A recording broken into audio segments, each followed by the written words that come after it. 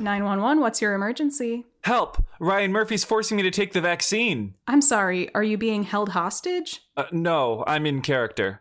Oh my god, oh my god, oh my god. I'm so sorry. I'm so sorry. We'll be okay.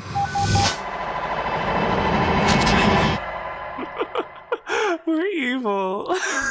Any opportunity to quote Rockmond Dunbar's court transcript? We're evil boys. We are evil bastard people. We are. Look, nobody forced him to refuse to get vaccinated, okay? Listen. I love this. 2025 has had so much going on, and the Rockmond Dunbar trial wrapping up in the funniest way possible has been a very fun little background piece of decoration. Yeah, that was a win, I would say. It's kind of like the American Pope. Like you look around the world and you stop and look at it, and you're like, oh right, that. Yeah. With everything else happening, you barely have time to process that Rockmond Dunbar lost his discrimination lawsuit for refusing to get vaccinated. Like, that would have been like the highlight of my year any other year is the thing. It's just 2025 is just a little different. It's a little different. Well, welcome back to the First Response Cast, everybody. Yes. So we are talking about a very fun episode, season 4, episode 8, Breaking Point. Breaking Point, directed by David Grossman, written by Bob Goodman. Wow, we have a Grossman and a Goodman. I don't know if that means this episode's gonna be gross or good. Maybe both. Maybe a little bit of both.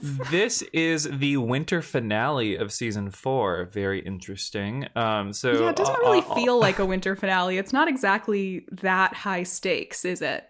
Yeah, like it ends on a cliffhanger, but other than that, it just feels like an episode, which is interesting. And like, no offense to the Hen and Karen cliffhanger, like it is dramatic, but it's not like insane, you know? Yeah, especially because the buildup was kind of non-existent because they had like one scene of setup and then the cliffhanger. And it's like, oh, this background storyline. It's just, I don't really consider it a cliffhanger in the way that some of the mid-season finale type cliffhangers are. It's not like one of us is leaving the 118 or, somebody's in some life-threatening accident or something. Yeah. I wonder, I think sometimes what happens is the production schedule makes it so that they might write one thing to be the mid-season finale and then something else actually ends up airing as the mid-season finale. Some people were speculating that that's what happened with season 9 just recently because the mid-season finale was so undramatic, anticlimactic. No offense. I've been kind of enjoying how little is happening in the show recently. It's actually very relaxing. The show is so much less stressful than usual. But that could be the case here, that maybe, because I remember in this season, isn't there an episode where Maddie gives birth and Albert gets into a terrible car accident simultaneously? I could see that being the original mid-season finale. That would have made more sense, although I feel like timeline-wise, maybe that would have been a little fucky with Maddie's, and it's, I guess you could also argue that having that, I mean, maybe, I don't remember, it must be the next episode. I could see an argument for the mid-season premiere also being super dramatic or whatever. It's a trade-off of which one you want to make more dramatic. Well, if you write 2 dramatic episodes, you can kind of have the best of both worlds. Mm-hmm.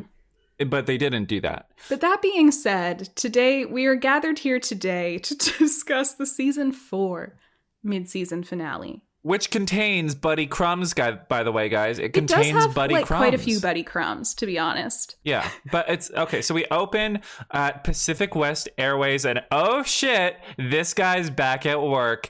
It's Jet Engine Guy. It's Jet Engine Guy. It's Daryl, the guy who was weirdly really passionate about his baggage handler job at the airport and then got sucked into a plane engine, and apparently that did not make him quit his job. He's still there and he still loves his job. And with his little coworker who hates his Eddie Diaz to his Buck Buckley. His Eddie, yeah. And they are waiting for this plane to deplane, and there are delays. There's still another plane at the gate. And the cargo hold is still full. Wait. They haven't even unloaded it yet. It's going to be a long wait, and they've already been waiting for a while. Mm-hmm. And we got a mention of flights are finally opening up. People are eager to travel again. Mm-hmm. And on board the plane, we have a very tense situation because we have a flight attendant. This flight attendant is having a tough time because, like, the captain calls her. She's not getting paid enough. No, not at all. The captain calls her being like, well, it's going to be another 30 minutes. Like, just tell them it's going to be 30 minutes. And she's like, you don't understand. These people are going crazy. Like, how am I supposed to just tell them that? I think this is such a good example of, like, front-facing service workers versus, like, other types of employee. Like, you know, the captain doesn't get what her job is and what she is tasked with doing. So all of the customers are being entitled little shits. I felt for her so bad during this service worker just jumped out. They're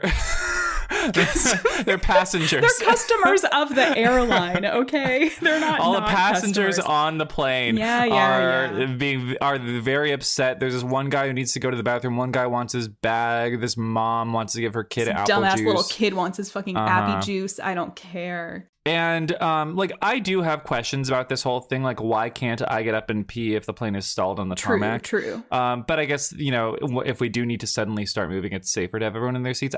I've had experiences like that, and like, it's not been nice. Yeah, the bathroom thing is the one thing I understand, but everything else is like, yeah, why do you expect her to serve you drinks when you're landed or whatever? Or just and this woman is so me. This woman is like the pure like manifestation of me at a long day at my restaurant. I deal with customers like this in a restaurant setting. I cannot imagine being in an enclosed, sensory overloading environment like an airplane for hours with people like this. When you've already been on this flight for who knows how many long hours. Standing. She's wearing heels, by the way. She's wearing heels. Yes. Flight attendants have to deal with so much. And then I don't know how true this is to your life, Ryan, but, you know, she gets so overwhelmed that she goes to the back, pulls out like the drink carriage, and just starts unloading little mini bar bottles of liquor into her mouth. Has anyone seen the HBO Max show The Flight Attendant starring Kaylee Cuoco, TR Knight, and Rosie Perez? She is so Kaylee Cuoco in The Flight Attendant in this, because the whole thing is like her character's like an alcoholic, etc. Zosha Mamet's in it, and I love her. But I was instantly getting like flight attendant flashbacks. I was like, oh, I need to rewatch that. Because yeah, she's downing that liquor. And at one point, this guy gets up and he's like, you know, I need the bathroom. It's an emergency. And she's like, if it's an emergency, get back to your seat and press the call button. So he does. And then everybody, in like a dumb, entitled passenger act of revolt, everybody presses their call button. And like, why? What do you think? What in this situation, it's like the lack of empathy. What do you think the flight attendant, what incentive do you think she has to like personally decide to ruin your day? This kid's getting up, he's taking his mask off, he's like sneezing on her. She falls down and the creepy old guy like grabs her by the ass to help her up. Like, and that's when she snapped. And like, I understand. I would do the same. I understand. My question is, were there no other attendants on this flight? Were there not 3 to 5 other crew members that could have assisted her? This looks like a big plane. It has 3 aisles of seats on it. Like, what is she the only one? Maybe they all died on the journey. They all die on the journey. That's true. It's COVID They're times. like in the back with a blanket over them or whatever they do when you die on a plane. God. And that's part of why she's so stressed out. It's like she's just lost her entire crew. Yeah. And so you know what she does? She picks up that intercom phone and she says, "Attention passengers, I hate all of you. You are all flops. I am the Earth Mother and you are all flops. And you will die alone. This bottle of Prosecco is for me." And I was just sitting there at home watching like, wow, that was so powerful. Academy Award. Right? Like, this is one of our best characters ever. Yeah, she's I like, love you her are so some of much. the most ungrateful, disgusting, spoiled brats. And she's like, for 15 years, I've been putting up with this shit. So yeah, she grabs the bottle of champagne or Prosecco and she rolls out the like inflatable emergency landing slide thing that comes out of the plane if you have to make like a water landing or an unplanned landing. Those it always does look look very so fun. They should just let the passengers exit through that thing every once in a while for shits and gigs. So she says, please put your seats in the screw yourself position. And put your personal belongings where the sun don't shine, because this is where I get off. Like, what a diva. What a diva. The conviction in her voice. Like, this is an incredible performance. It's like she's been rehearsing this in her head for years. She starts unfurling this thing, and Daryl and his buddy on the ground are like, whoa, whoa, whoa, like someone might be hurt in there. It looks like an emergency. We've got to go. She jumps onto the slide. Daryl's like, don't do it. He runs towards her. Daryl, our woman, and the bottle of Prosecco collide, and you just hear like this sound effect. Like some sort of flesh squelching sound effect, and we do the title card, but you're not sure what's happened at first. The 118 is on the scene, and they immediately start attending to the flight attendant. But Daryl's friend is like, no, this is the real emergency. You got to help my guy here. They come over. Daryl has like the cork of the champagne or Prosecco bottle, wire part and all, lodged in the middle of his throat. It's like ruining a perfectly good bottle of sparkling wine that looked very delicious. Well, we don't know that the bottle is ruined. Well, it's got to have poured out everywhere. It's not like she's drinking it, you know? It'd be great if she was still holding it and drinking it during this scene. That's a detail. If I were the director, I would have included that. By the way, her foot is fine. She just needs like a splint or whatever. Because she's got like a twisted or broken ankle or something. Eddie's working on her. But they realize it doesn't look like the cork has punctured her windpipe. It's probably just compressing it. But they realize like it's... His pronouns are he, him. Do we know that? You said her. No, I know. I was just giving you a hard time. I misspoke. His windpipe. It's just compressing his windpipe. And suddenly everybody's like, hey, does this guy look familiar? And they're like, oh my God, it's Daryl that we pulled out of the jet engine. Which, again, crazy that he still works here. That wasn't insane. Like one of those moments that makes you reevaluate your whole life. It's because he cares about the job. You know, it's like, I mean, why did Buck go back to the 118 after he got crushed by that fire truck, right? Like, I mean... Yeah, one of them is like, man, your job seems more dangerous than ours. Maybe Daryl, in the background, had like a Buck-style, like, you know, blood thinner storyline about going back to work as the baggage claimant. Yeah, he probably had a whole dramatic, drawn-out thing about, like, my life is being a firefighter, and if I can't do that anymore, then I don't know who I am, or whatever. And by firefighter, I mean baggage handler. I got so caught up in the role of Buck that I got confused. His boss like tries to like, you know, give him like a severance check of like, you know, 6 figures or whatever, and he's like Maria in The Sound of Music. He's like, I can't leave. This is my family. This is my home. This is my life. But what's so great about this scene, as they're working to like try and get the cork out safely, like wires and all, is that his buddy is giving this incredible pull through monologue. Like there's a lot of great performances in this opening call, and like it really like pumps you up for the episode. And they get it out, and he'll be fine. But as they're wheeling him away and her away next to each other, they are gonna quit. They're both gonna quit. And like honestly, good for them. Good for them. Yeah, because his coworker was saying something about like, honestly, like the way you love this job so much, it's inspiring. I wish I cared about anything as much as you care about this job. Like the way you don't quit or whatever. And then once they've got the thing out, he's like wheeling past him and he's like, I quit. Yeah. And Molly or whatever her name is quits too. I hope these two, maybe they'll become best friends, like at the unemployment support group. That'd be nice. But then Buck says, guess everyone has their breaking point. Boo! Boom. What's the name of this episode? And then then we go to a very interesting like scene setup. There's R&B playing. It's after a dinner. There's like a bottle of wine open, and then like there's like these sounds of like, you know, like soft like, you know, like moaning or whatever, and like a woman's voice being like, you're so close, you're almost there. It's like, ew. And then the camera pans over, using the correct terminology, thank you, Jane's Film School. So, yes. It pans over and it reveals Eddie Diaz trying to understand a math equation. Yeah, I do not like this Eddie Anna sex fake out that turns out to be math homework. There's something very...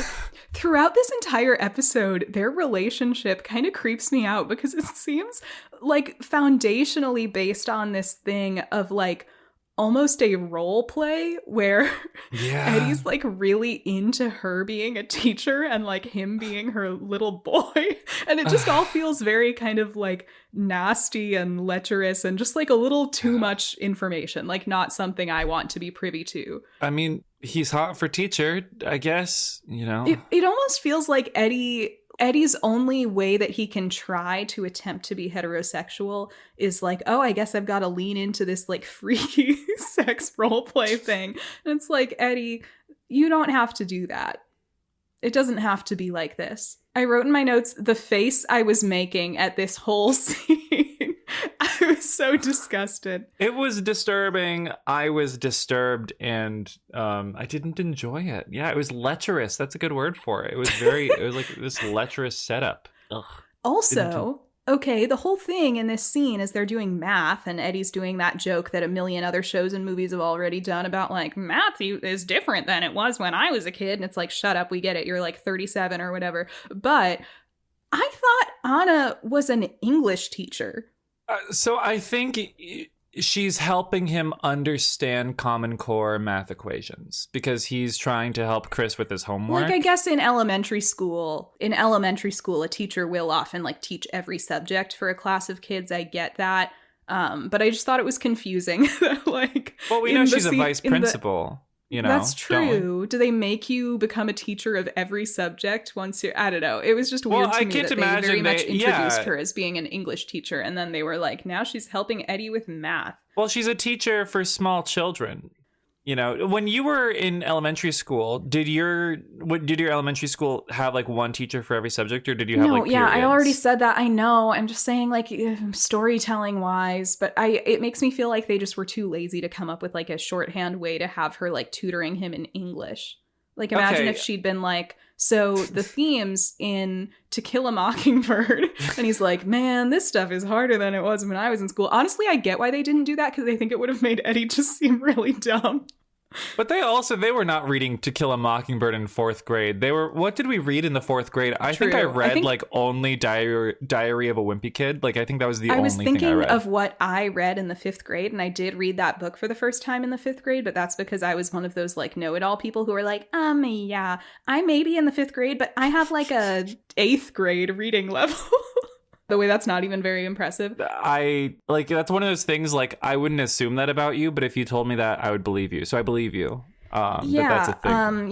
Who's surprised? I'm not. But I feel like we were reading, like, Holes, like Louis Sachar's Holes in the 4th or 5th grade. That would make it so much funnier if Anna's explaining, like, the themes of the book Holes to Eddie, and he's like, I just don't get it.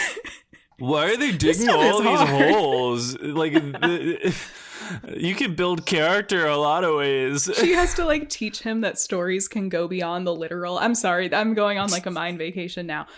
So why do they keep flashing back to the past?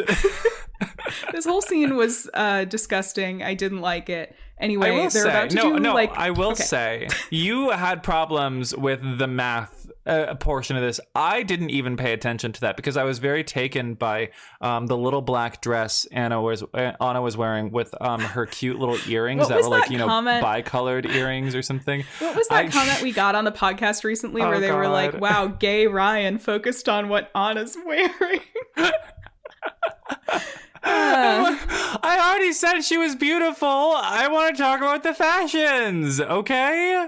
Is that so wrong? Okay, Eddie also has this, like, line that kind of annoys me because it just gives me the ick in kind of like a trad wife way where, she's talking about something and he's like, you are an amazing woman and a great cook. I was like, shut up. Like, do you guys even like anything about each other? Mm-hmm. Like, you like that she's a teacher and that she's a good person and that she can cook. Like, do you guys have any shared interests beyond like pretending jokes? You're her little student and she's like your little teacher who's gonna hit you on the knuckles with a ruler or something?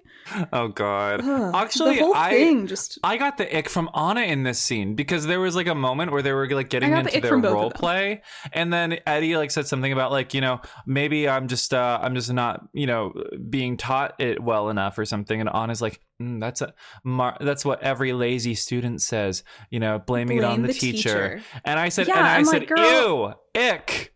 Ick. Why are you talking about your students right now? And yeah, Eddie like leans into it. He's like, maybe you need to keep me after class. This whole thing is so repugnant to me.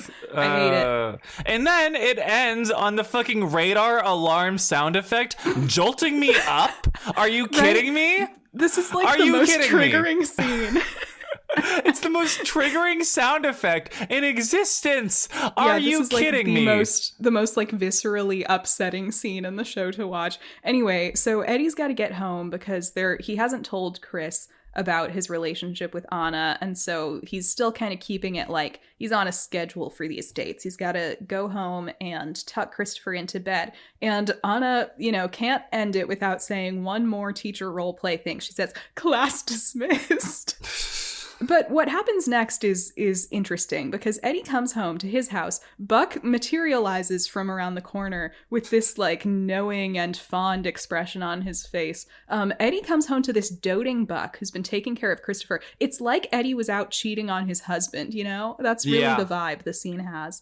Buck has this shit-eating grin, and he was doing all of the parenting with Christopher while Eddie was, like, getting it in the weirdest way possible. I don't think he was getting it in. I think they were doing it's almost weirder because it seemed completely chaste, Yeah, they were changing routine during foreplay, and he can trust himself that he wouldn't say Shannon's name. Okay, so buddy canon is happening in this scene because Buck put Chris down to bed. He made him brush his teeth, all this stuff, but he couldn't turn the lights off or tell him a story until Eddie got home because that's Dad's job and Buck's just mom. And so Eddie like makes a joke about like how the last time Buck told Chris a story, it was like about the rotisserie boy or whatever. Now, is this a call from the past? I don't believe so. I don't recall this. So I feel like I don't recall this either. I think it's supposed to be maybe left to the imagination because of how horrible that sounds. Some boy got rotisseried like a chicken to death. Why would I mean like that? Does that feel okay? I have so many questions and I'm not going to get into it. So, Eddie, Buck asks how the date was. Eddie's like, yeah, I learned math. And Buck's like, wow, I thought I was single for too long. Then he goes in to tell Chris a story. And, so it's just weird, right? What they have, it's weird. What they do together. It's weird. It is. But he goes to tell Chris a little story. Chris is like, why don't you tell one about your friend or whatever? And Chris can clearly tell something's going on that Eddie won't tell him, but Eddie is still keeping the secret. I feel like this is way worse than just admitting as soon as you start dating someone that you're dating them, because this, your kid can sense that you're keeping a secret. It feels like sneaky. I feel like you could just tell him you're dating someone and say like, and just not introduce them until you're more serious or whatever. Yeah, I don't know. I do get that it's a hard line to walk, but I feel like if it gets to the point where you are like actively having to keep a secret to your kid who is clearly curious, I feel like that's when it's gone too far. Yeah. And I don't know. There is like a weirdness of like dating like an educator who like taught your child. I don't know I don't know why. It feels especially when you're doing teacher-student role play with them all the time. Well, Chris doesn't know about that. I'm just saying like from Chris's perspective, I would be weirded out. It's like in Princess Diaries when she finds out, I forget if this is in the movie or just in the book, but she finds out her mom is dating her teacher or her principal or something, and like she's disgusted. It's like, does that happen in the Princess Diaries? It happens. It might just happen in the book, or maybe it's in the sequel or something. I believe she finds out not just that her mom is dating the teacher, but that her mom is like pregnant by her principal or teacher, which of course she's like, I would be disgusted too. Yeah. So it's hard, kids see their teachers as like a totally disconnected from like having a life and being romantic creatures and whatever. Anyway, Buck gets home to his other woman, who's Albert.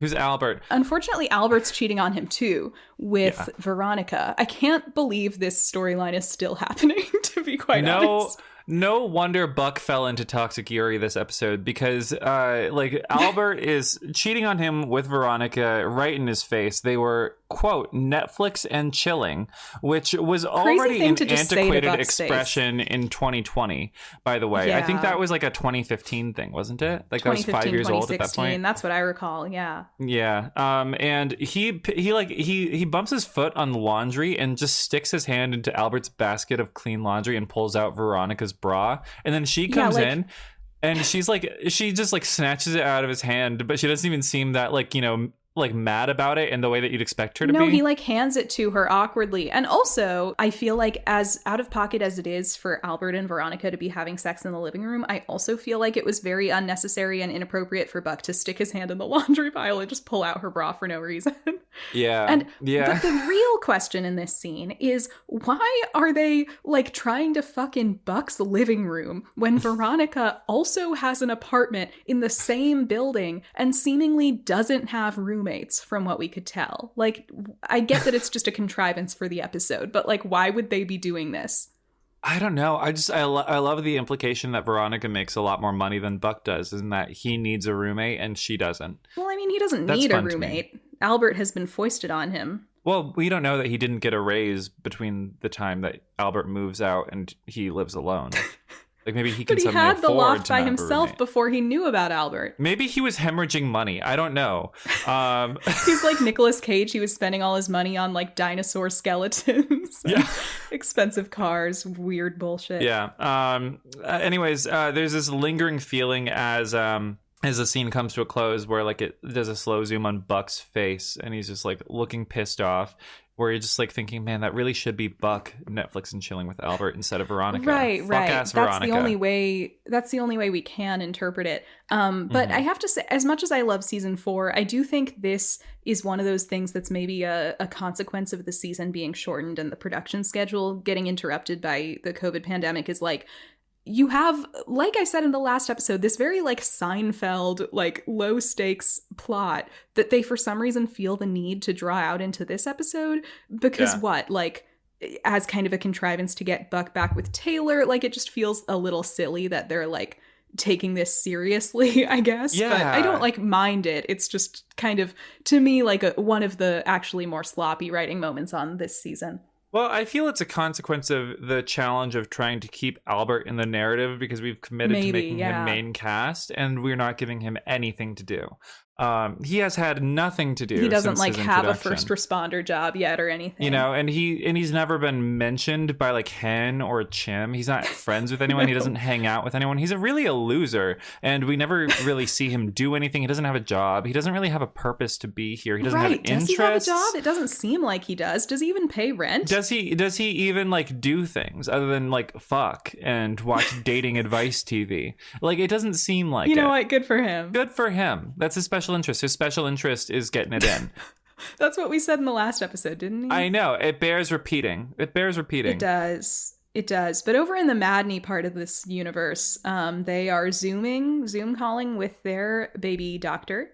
And they're getting excited because the baby's due real soon. But the doctor's like, we should talk about your birth plan. And Maddie's like, I thought we had that all sorted out. And the doctor's like, well, you have to understand we're living in this very uncertain moment as doctors and as hospitals. You know, there's so much stuff going on with COVID patients that things might actually not go according to plan. Like, it's possible that I won't be able to deliver your baby.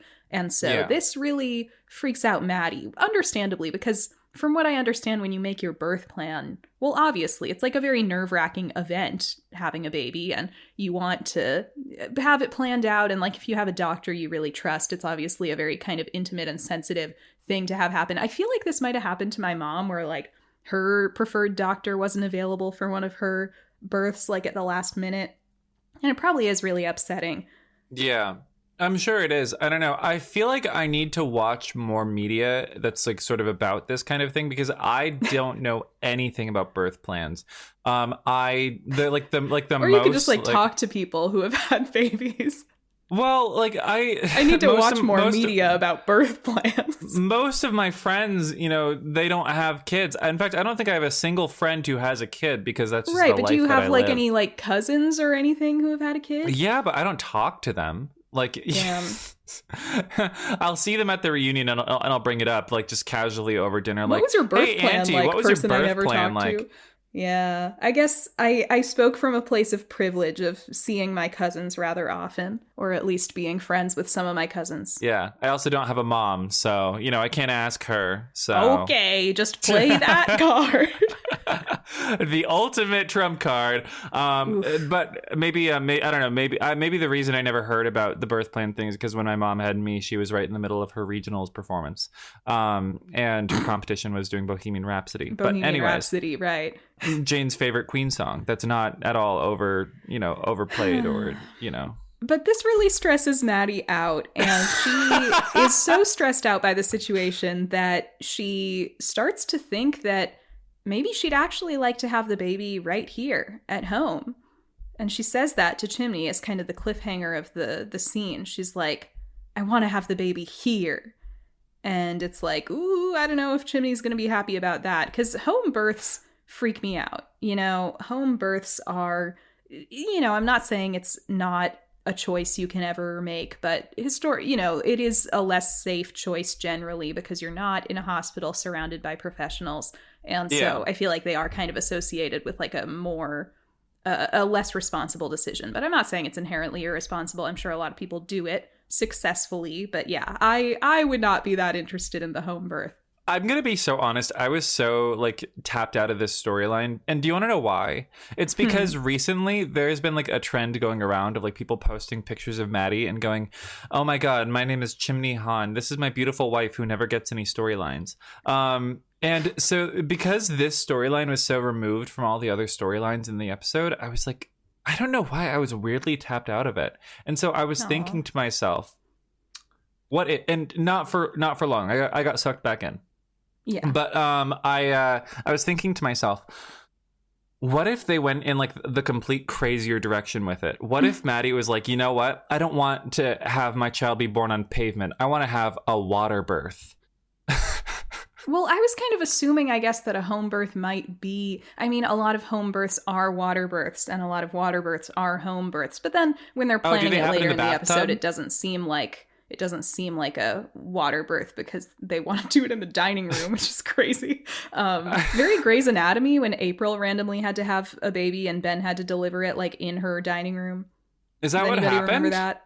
It happened at least one time. He had to cut her open with a kitchen knife. It was crazy. Oh, God. Oh, my God. It's Grey's Anatomy. It's Grey's Anatomy. It's Grey's. We go from the home birth thing to a very interesting sequence, which starts with Taylor Kelly back on our screens. Oh my God, guys! Yes. The yelp that I yelped when I saw her, I was beyond thrilled. I did not know that this was Taylor's reintroduction episode because I haven't seen this in like a year, and I am so over the moon. Skinny Legend is back at it, and she looks so good. Yes, Taylor Kelly is on the scene. She looks amazing, and she is reporting on a man, I want to say hostage situation, but that's not what's happening because there are no hostages. It's just like a standoff. There's this guy, an armed robber who is breaking into a home, escaped out the window, got onto the roof, and started like running away via rooftops, but then hit a literal dead end because he didn't realize he was in a cul-de-sac. And this whole sequence is like genuinely very funny. Like, I think there's a lot of funny jokes, and like the performance of the guy on the roof is very funny. But basically he's in this standoff. You've got this like police negotiator being like, I understand, we all get turned around in cul-de-sacs sometimes. I want to call attention to how fake the gun he's holding looks. Like, there was a close-up at one point, and it looks like, first of all, it's like a tiny little old-timey revolver, which I feel like already makes it seem unrealistic, but then it's like, it looks like molded plastic, basically, up close. They wouldn't even need to tag it at Comic-Con. You know what I mean? Like, they wouldn't even need to like wrap a little orange band around it to like show that it's like safe. a 1950s toy gun. And the homeowner is, talking to Athena, who's also on the It's scene. like this crotchety old man. And he's like, the warranty doesn't cover standoffs on the roof or whatever. Yeah, because I guess there's a risk of roof damage. And Athena tells him not to reach his breaking point. The 118 is also on the scene, and Hen is just psychoanalyzing this guy. Like she is she's like talking about like sort of the emotional disturbance of this person, and like how he's like, what we're seeing now is a lifetime of like bad choices, like sort of embodied in this like sort of desperate cornered man. It's very funny to watch. And then they start just placing bets on if he's gonna jump or not. Yes. They start placing bets, and it is so funny. It's classic 911. Hen takes the money, and then we get a little 1 hour in. And it starts to do this like this framing device of like 1 hour in, 2 hours in, 3 hours in. So 1 hour in, no one's paying attention. Like Buck is having like a buy for buy gossip sesh with Taylor about he got her the a coffee. Albert and Veronica it's so situation. Cute. I love that he I love that his first thought was to go to Taylor Kelly with this instead of one of his coworkers. Maybe he's already talked it over with all of them. And he was just like, I need one more person. Well, I love the implication that like they've had a friendship running in the background or something. Yeah, like maybe they communicate kind of on Instagram, and like this is like their first time seeing each other in a while, and they're like catching up in their gay little way. Yeah. And they are catching up because she's like, oh, you have an apartment. Like that's news to her because I guess the last time they were seeing each other, he was still in Abby's house. Oh, God. And then 2 hours in, Hen and Jim are Maddie gossiping. Jim saying, Maddie wants to have a home birth. I don't think it's a good idea. Think of all that medically could go wrong. And Hen's like, yeah, dude, that's crazy. 3 hours in, this guy on the roof with his gun is putting in like a little Burger King like Uber Eats order. Yeah, he's talking to the negotiator who's got a little like notebook, and he's like, I really like those flame grilled burgers. Like they're getting him Burger King or something. The homeowner comes up, he's like, now they're ordering him food. And Athena's like, you've just got to trust that they know what they're doing. And then a pizza guy comes up, and they're like, how much trust are we trying to build here? And then Eddie's like, actually, no, that's for the 118. This guy's like, everybody gets to eat but me. I'm hungry too. And he offers him some pizza, which he seemingly says yes to. 4 hours in, Buck is talking to another, just like a random police negotiator guy. Because I guess he's like, run out of friends. He's run out of people he can go to. Everybody he can find. He says something about the bro code. He's like, shouldn't Albert know that he shouldn't be sleeping with somebody I dated? That's the bro code. And the police guy's like, I don't think that exists. And Buck's like, how would you know? It's unwritten. Me when Unwritten by Natasha Bedingfield starts playing. Hey! It's unwritten. Oh my God, Degrassi reference. Oh my God. Right. Oh my God. Liberty Van Zant mentioned. But then this guy's like, how long exactly did you date this woman? And Buck says, 90 minutes, maybe less. We took dessert to go. He's talking about this for hours. He wants Albert's seed so bad. It's insane. Like, what else could be motivating this amount of, neuroticism over this, But the guy's shift is over, so he leaves. And then 5 hours in, this iconic shot. They just start going, jump, jump, jump, jump, jump, jump, jump. Jump. We're like panning over through, like, first it's Eddie, then Hen, then Chimney. Finally, they pan over. Bobby's doing it too. Jump. Bobby is just as much of a freak as any of them. We've known this since the car wash call. This is known. It is known. Ugh. 6 hours in, Eddie is Chris gossiping with mom and dad. Athena and Bobby are listening to his woes. He's talking about, I just introducing Anna to Chris, like in this formal dating way. It's not gonna go well because Shannon's dead, and like my whole storyline is about Shannon. Like, what if I just keep bringing up Shannon, and like Shannon's just always looming over me, and like I can never let her rest because she's Shannon. What if I was gay and my wife died in a car crash and my son was sad about it and I was dating a teacher? And it's like the way no one give a fuck, it's like Bobby and Athena are giving him some good parental advice about like, whatever. Athena's saying you should probably just rip the Band-Aid off before he figures it out for himself, which is basically my take too. Yeah, 100%. And then, Taylor, a gorgeous woman with her coffee, she's telling, Buck, like, sometimes, you need to let the universe come to you, King. Listen to Mama. Yeah, and first of all, Buck is like starting this conversation by saying, I really thought this would be my year. I've been going to therapy. I'm working out my issues with my parents. It's like he's kind of unintentionally pitching Buck 3.0 to Taylor. And the way she's looking at him, like she is sizing him up like she's a cartoon wolf and he's a big T-bone steak. Because like she wants that cookie. And she's going to eat him alive. Oh my God. And Buck also says like, I want a meaningful relationship. And she says this line that I've always thought is a buddy omen. She says, I've met the people you work with. It's nothing but meaningful relationships. So think about that. But yeah, she's like, why don't you trust the universe to bring something to you? She's like trying to say that she wants to sleep with him again without telling him that she wants to sleep with him again. And this is interesting. This is interesting for Taylor because Buck has always, like, in their interaction, he's been the one pursuing her. And it's like, ooh, distance makes the heart grow fonder. Interesting things happening. Right. Maybe she's Taylor 2 or 3.0, and now she's ready for something more serious. Meanwhile, the psycho on the roof has a soda, and the and he's homeowner like crying, going, "My parents always loved Barry more than me." And the never homeowner let me get a dog is Barry's so allergic. over it. He's so mad. This has been going on for 6 hours. He just wants to watch his stories, and so he breaks out the ladder, and you see him sort of walking around the house, and he pushes this dude's ass off of the roof and onto the car, and immediately the cops go to arrest him. And I guess he just reached his breaking point, He really did. So that's that on that. Yeah, it happens. 6 hours. Imagine that being your day. I would have been so bored. I would have been kind of happy though. If my job was usually really hard, I would be like, hell yeah, we get to like eat pizza and sit around and gossip for 6 hours. And I get paid.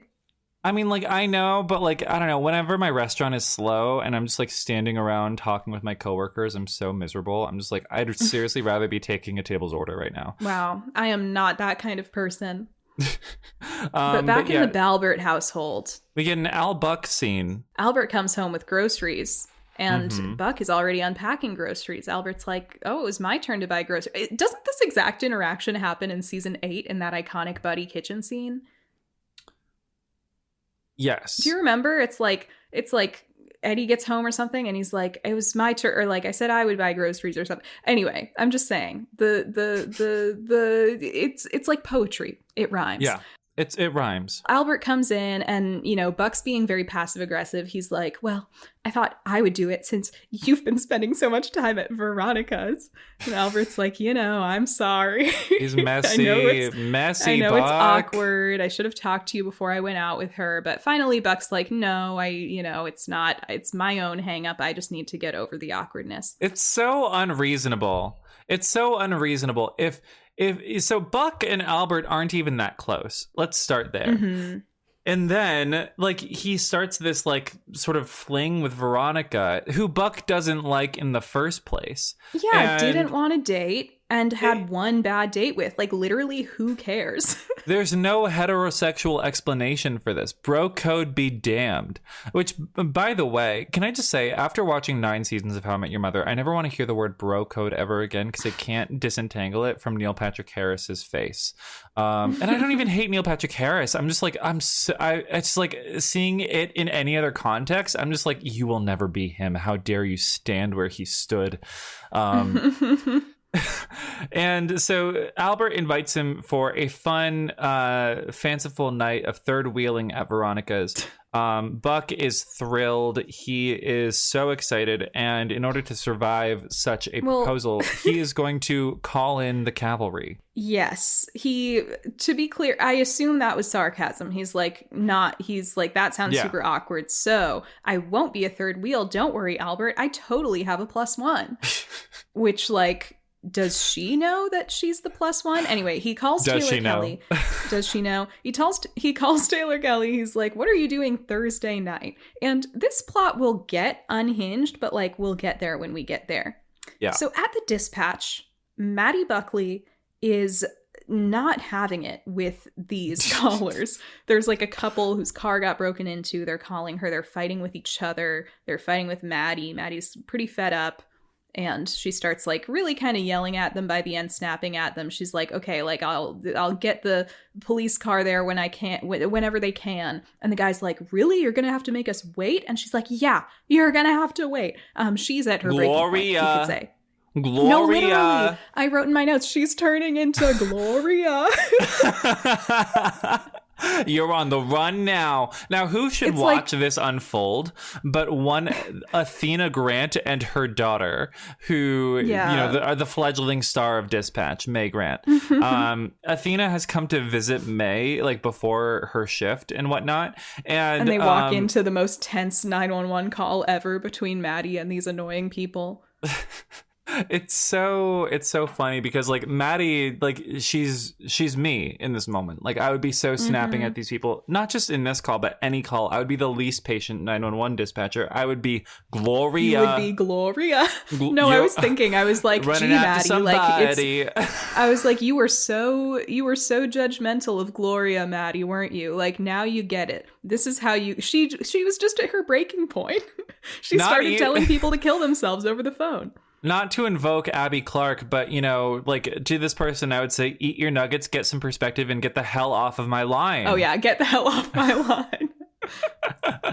Now, Athena, she is going to talk to Maddie in the break room because, she sort of recognizes that Maddie's not doing that great. She's really stressed out. Don't know what it could possibly be about. Maybe it's the uncertainty about her, incoming, childbirth that, the entire time she hasn't taken any like, pre-maternity leave or whatnot. So she's still working full time. And dealing with all this stress. And it's like, wow, I would also be snapping at people. And Athena gets it, right? She tries to Maddie even says she even snapped at her mother on the phone this morning. And Athena's like, well, she probably deserved it. Mine usually does. Now the topic of the home birth comes up, and Athena, expresses, a little concern-ish over it. She says apparently that's what Margaret Buckley was arguing with Maddie about. Apparently Mother Buckley was skeptical about it too. And Athena says, I wouldn't expect that from someone of your, and Maddie's like, please don't say age. And she goes, background, because you used to be a nurse and you know how these things go. Presumably you've, seen a childbirth or two happen in your day. And Maddie opens up to Athena. She says, I had all of these, hopes for how this pregnancy would go, etc. And then COVID happened and fucked up all of my plans. It's now all about protocol and masks, and no one can come to my, little sessions, etc. Terry Schuster should have gotten pregnant during COVID lockdown, so that she could fake all the babies she wanted. It would have been way Kenny easier during Choi lockdown. wouldn't have had to play that little DVD. He would have been too busy because he would have been saving people as a paramedic. And so Athena, she talks about well, first of all, it's established the home birth was a sort of way of Maddie regaining control over her pregnancy and the sort of the birthing process. And Athena... And so Athena tells her the most beautiful, profound thing. I loved this scene. It was so sweet. I almost cried. I didn't quite cry, but I was close. Athena says, she looks over at May doing her job, and she's like, May was the perfect pregnancy. I barely got sick at all. I felt so happy all the time, like my mood swung from happy to tears of joy, And then that second pregnancy, Harry, you know, we'd been trying for a long time. And when it finally happened, I was so scared something would go wrong. And I was sick all the time. And Michael had just lost his father. And it was just not a joyous 9 months. But when they put that little boy on my chest, all of that faded away. And it was just as special, if not more special, than the first time, because she knew she'd had to fight so hard to have that baby. I was like, oh my god. Oh. I recited all that from memory, by the way. No, it was a very sweet moment.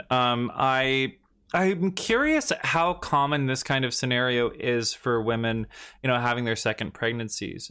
Because like my mom had like a similar thing where like she had my sister and it was a pretty easy pregnancy, etc. And then she like, it was a little different because she miscarried her second pregnancy and then I was their rainbow baby. But like my pregnancy, like or her pregnancy with me, obviously. Pregnancy. My first child was great. My second one was not great. No, I think so I've been told I was more of a difficult pregnancy, and then like afterwards there's like postpartum depression, etc. And so like there was that whole like it was messier the second time around, basically. I think it does happen. I was talking to one of my cousins, just had a second baby, and when she was still pregnant, I was like, "Oh, do you think it's like easier this time around?" She was like, "No." I think she said it was harder this time around. So I didn't really get details of what that meant, but I wonder if for some reason that happens sometimes. Mm-hmm. Yeah, I'm curious about that because like maybe it has something to do with like, you know, the hormone imbalances or something. I don't know. I'm curious. I don't know. Jane, you'll just have to get pregnant twice and come back and tell us. Well, this is not a pregnancy announcement, but I did have a bit of a new arrival of my own. Could you imagine? I have a bit of a new arrival of my own because a couple days ago, I brought home a little kitten and she is sleeping on my bed behind me. She did pee on my bed today, but otherwise she is a sweet, sweet girl. A sweet, sweet girl. Anyhow, in the Wilson household, a scream rings out in the night.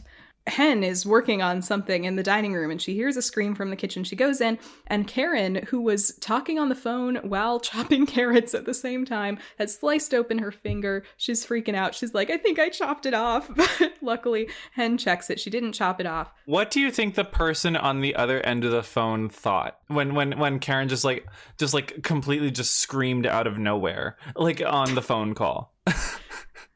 Like, yeah. do you think they think she died? Probably. She died. Probably. She perished. But Hen Poor Karen goes to get her first aid kit, and there's no gauze and bandages in it. She's like, what happened to all my bandages and tape? They walk into another room. Little Nia is playing stuffed animal doctor. She's playing Doc McStuffins or whatever that show is called. She's playing doctor with her stuffies. Aww. There's like a trail of bandage wrappers on the floor leading to her sitting there playing doctor, wrapping all her little stuffed animals. It's cute. Karen's like, that is definitely your child. And Hen's like, okay, let's leverage this. Do you want to help me fix Mama's hand? And then Karen says that there's this important conversation coming up because the social worker wants to see them this weekend. And Hen's like, well, what could that be? And Karen says, well, Nia's been with us for almost a year now. That's usually when they start to talk about adoption, permanent placement. And obviously they're both excited at the prospect of that. This is emotional manipulation. This is evil. I like it's like it's someone's like deliberately trying to hurt me, especially because as they're getting excited about this, Nia comes up, takes Karen by the hand, and says, "Come into my office, mommy." Once again, I am shocked at this child actress's ability to speak entire sentences very legibly. Like, she's a tiny little girl, like probably like 3, and she really can just speak whole sentences. It's kind of freaky. And I'm just like, I hate every single person who worked on this show. I hate all of you. Mean. You are being cruel to me, and I will find you in the dark of night one, crisp autumn morn. Right. It's going to be rough. But a very interesting 911 call is what happens next. We get a call. Maddie gets a call from somebody saying, hey, there's this house. Their burglar alarm has been blaring all hours, day and night. She pulls up the address. There have been a bunch of different calls about that very thing for that address, but the alarm company haven't contacted them. So she's like, someone must be disarming it at the house. But, you know, I'll look into it. I'll send someone. Athena Grant is on the scene. Now, it right away it starts to look like a bit of a domestic situation because, like, a woman, like, answers the door. She's kind of shaken, etc. The alarm's still going off. She's like, oh, let me get that. Police officer, what are you doing here? Athena, you know, noses her way into the house, etc. And then there, you see that there's tape dividing up each of the rooms, like blue masking tape. And so it's like, okay, what is going on here? Yeah, some kind of, like, husband and wife dispute, it seems like, where they've divided up all their stuff. Athena sees, because the alarm trips again, and Athena sees that the error is apparently coming from the downstairs bedroom. And the woman who's, her face, like the way that they've done her makeup in this scene is kind of strange because, like, it seems like it's subtly alluding to, like, the idea of bruising, but it's not. It's just makeup. I didn't perceive it that way. I thought, to me, it just looks like they've done eyeshadow to make her eyes look like red, which I think is fine because it's like she's either been crying or she's been up at night. It feels like it's just to try and make her look kind of distressed or kind of worried or sleep deprived. Yeah. I didn't interpret it as, like, bruising. And so Athena, she noses her way over to the downstairs bedroom, like, because the woman tries to get her to leave, and she's like, "No, I got time. It's a slow day, etc." And she sees in the pristine, immaculate downstairs bedroom. By the way, she calls after, "Pardon the mess in there. There's no mess." Like, it is a very well made, like, the sheets are fitted and, like, you know, laying flat on the bed. Right. And she sees a freezer, and instantly I flashed back to my Teen Wolf days. And I'm like, oh, she's going to find Isaac in there. Isaac's in the freezer, you guys. No, she puts her hand on her gun, throws open the freezer. It's just full of, like, frozen meat. And, you know, the woman comes downstairs, and Athena's like, honestly, it's werewolf meat. She's like, I thought I was going to find something in there I didn't like. And the wife goes, oh, only if you're vegetarian like me. When the lockdown started, my husband insisted we stock up on rations. And Athena's like, okay. She asks if it's a bedroom, and suddenly she sees this little thingy on the window. It's like the thing connected to the alarm. It's a contact, and it's come loose. She's like, oh, that must be why it keeps triggering. So she puts it back in its place, and it gets tugged down. And suddenly there's some pounding on the wall. Athena goes, so tell me, where is your husband? Which Edgar Allan Poe poem is this again? Which one is it? Because it's not Telltale Heart. Cask of Amontillado. It's Cask of Amontillado. We've talked about this on the podcast before. I keep thinking it's Telltale Heart for some reason. It's not. Like, I've read Telltale Heart plenty of times, but and it's not. Doesn't he bury him under the floorboards in that? That's the thing. Kind of That's the thing. So I mixed them up. In. Edgar Allan Poe was just obsessed with entombing people. He just loved to entomb. I have to tell you guys something. I love entombing stories. I love walled-in stories. They're so creepy to me. Like, they never lose their sauce. I had a very vivid dream a couple years ago about, like, a vampire scenario involving a vampire that was walled in, and it was so formative to me that, like, I have to write about it someday or something. But I just love, there's something very, like, dreamlike and freaky about it. My favorite Dario Argento movie, Deep Red, involves a discovery of an entombed body in the walls. It's just so, like, old-timey horror. Again, like Edgar Allan Poe, it's like, ooh, somebody was in the walls. They sealed him up in the walls. This is why you keep bringing up the baby in the wall. This is why you keep bringing up the baby in the goddamn wall. And this is why the Bones episode stands out to both of us, because, like, I am also fascinated with, like, entombing stories, but in a very freaked out way. I am, like, terrified of being buried alive. Like, it's one of my biggest fears. No, it is very scary. That's why I love Kill Bill Volume 2, because she just punches her way out of there and handles it. That's why I love that, because she got out, okay? But the 118 is on the scene, and Bobby has one of those, like, heat detecting thermal cameras, and he's like, we've got movement. The wife says he's still alive.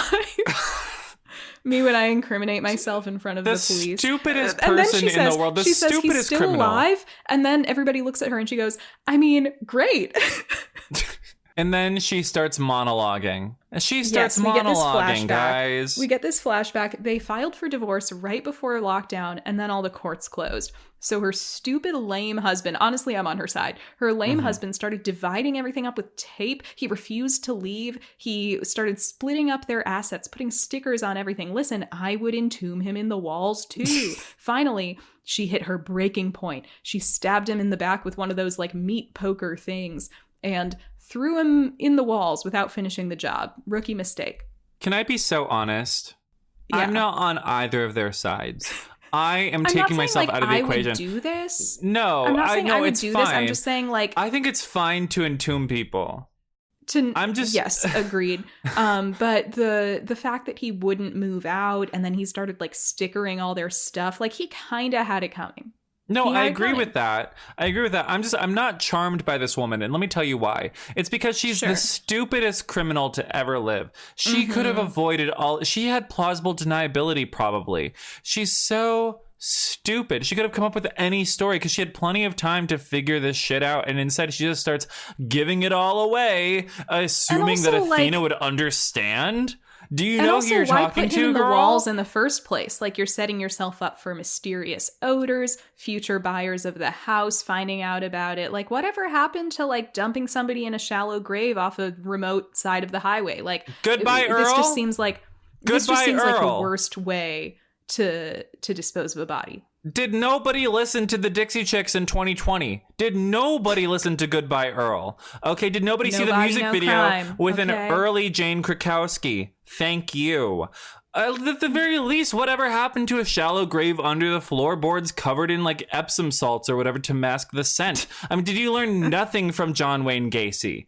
That's all I'm saying. The floorboards just seem a little too, again, it's like putting somebody in the walls. It's like too obvious. It's going to create an odor. People are going to figure that shit out at some point. But at least you're not trying to run wires through the floorboards. You know, you're going to run wires through the floor. What if they want to take out the wall? The burglar alarm system is a fatal flaw in this plan, but also, I mean, just not even making sure he was dead. Like, she like poked him lightly with a poker. Like, he was This not is why at all. I can't be on her side. I'm sorry. I'm not charmed by her. Enough. I think she's very incompetent, and I'm not rooting for her. I hope she gets life in prison with no possibility of parole just because she was so stupid.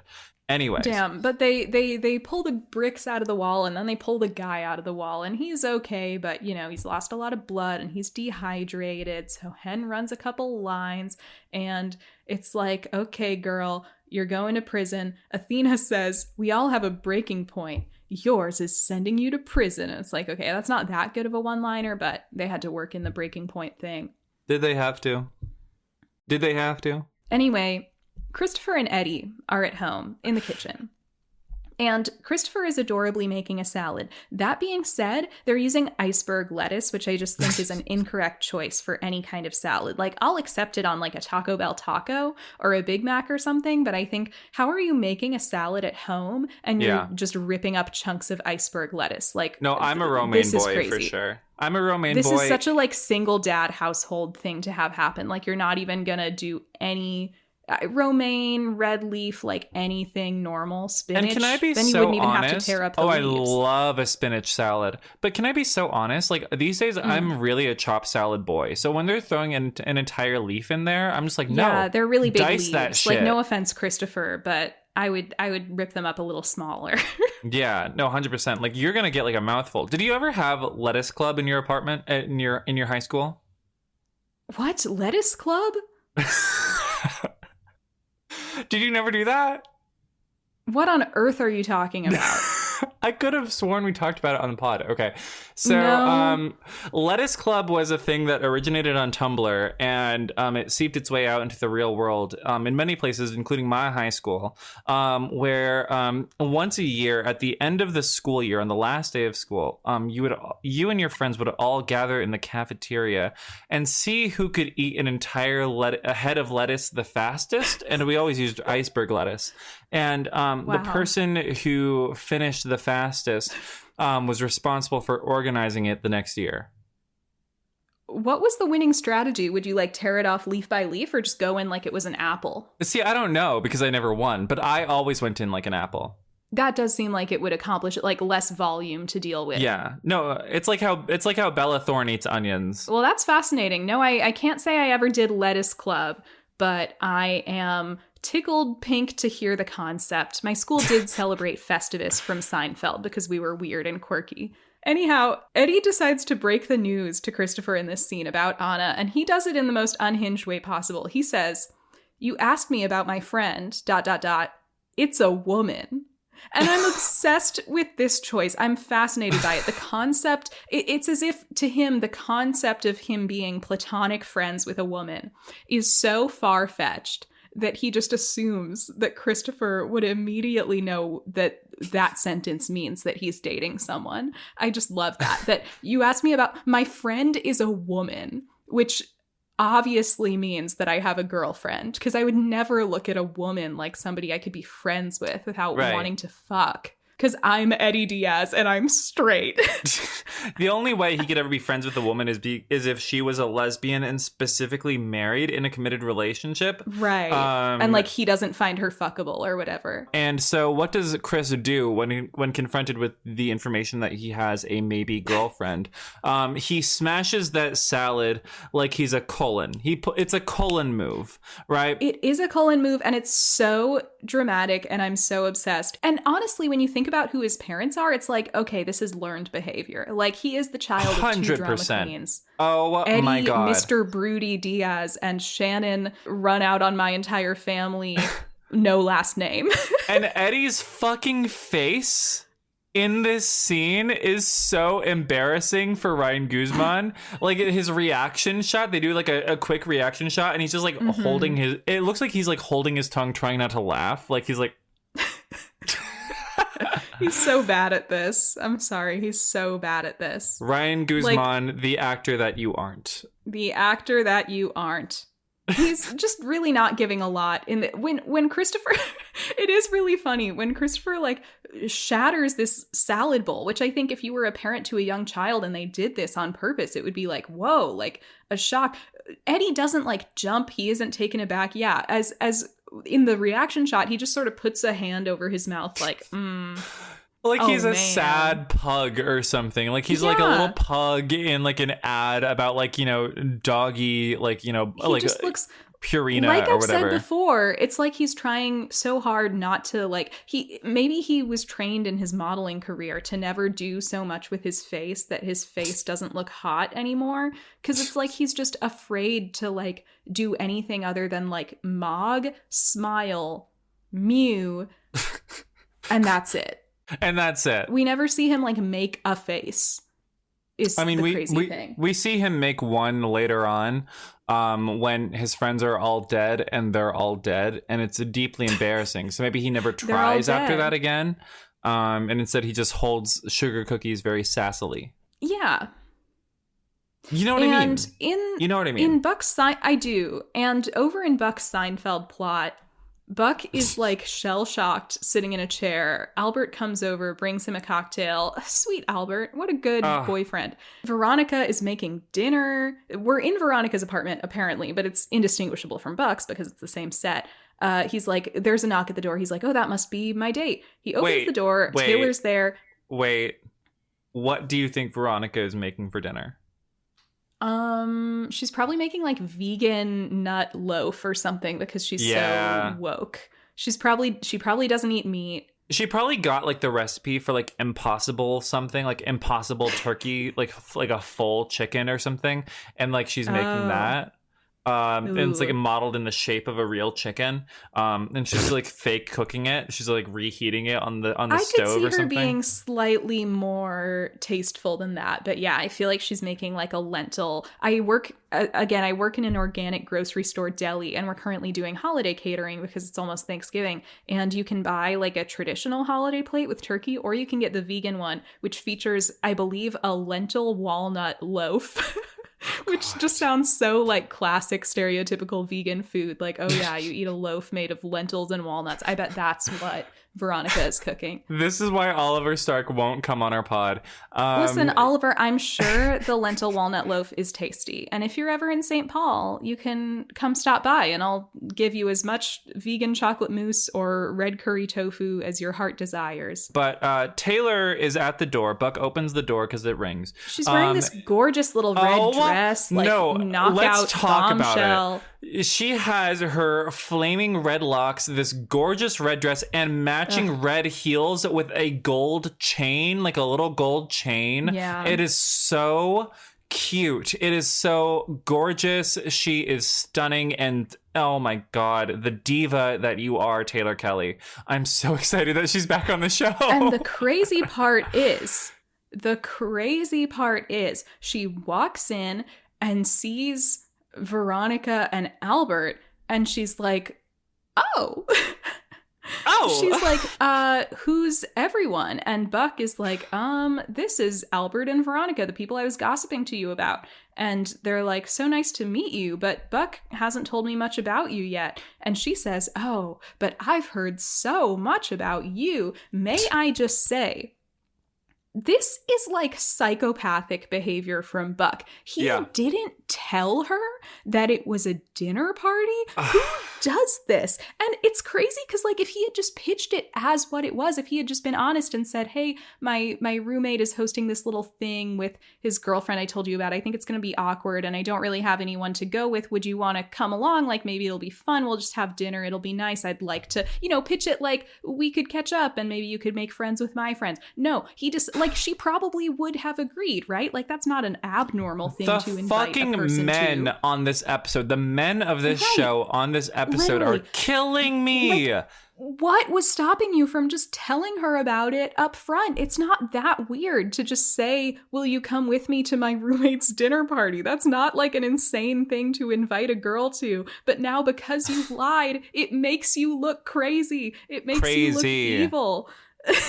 And Taylor calls us out immediately and when a girl, they walk. A girl needs to be able to prepare because like the fact that she's shown up in this like hot little number, like she doesn't look bad, but she is like kind of ill-dressed for this situation because you didn't tell her that it was like a friendly casual dinner party. So she's in her like Netflix and chill clothes. Okay, no, hold on. If these are Taylor's Netflix and chill clothes, no, I they're have not to Netflix know and chill what her clothes. dinner party clothes are. What I have to know what is kind of ball gown she would clothes. approach in. No, for real. Because she says to Buck, like, what were you expecting? Like, oh, some dinner, maybe some sex, etc. And then they walk over to like the living room area, which again is so obviously Buck's apartment. Fake ass bricks and all.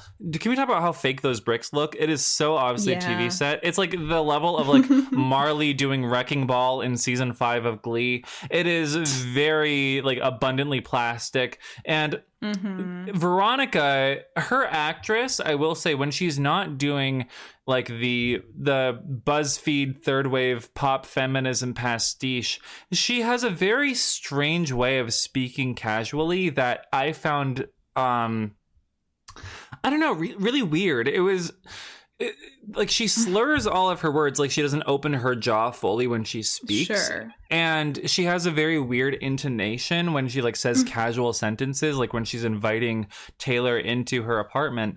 And I found it very off-putting. I don't know why. But immediately they sit down, the four of them, love this little quad, and Taylor is out for blood. She's like being polite, so but she's much kind of about just you. She's kind of being upfront. She's like, we're actually not really dating. We just see each other on like an as-needed basis, right, Buck? And Buck's like, yeah, we met at work. I pulled her out of a crashed news helicopter, saved her life.